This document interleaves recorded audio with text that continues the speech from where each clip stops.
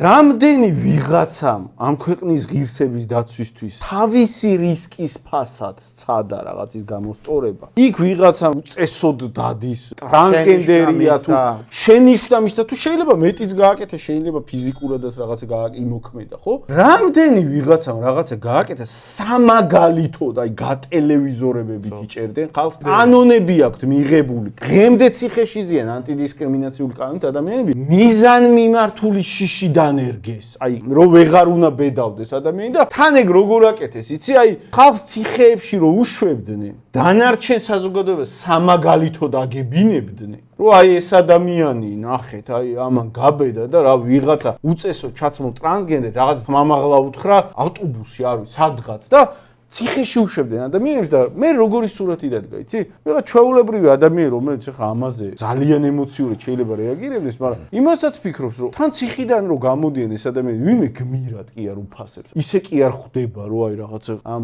უსინდისო სისტემა დაგიჭირა, მაგრამ სინდისის პატიმრად არ გამოუცხადებია რა. აცხადებენ, კაცო, ამ თავრობას აძლევს მე ის ხალხი ხმას. ვინც წესით ამ ადამიანს უნდა საქციელი მოუწონოს და სოციალური ბუსტი მაინც მიცეს. ციხეში წავიდა ადამიანი ქვეყნის ღირსების დაცვისთვის და სოციალურად მაინც დააფასე, სახელი მიეცი შესაბამის შენ დაარქვი.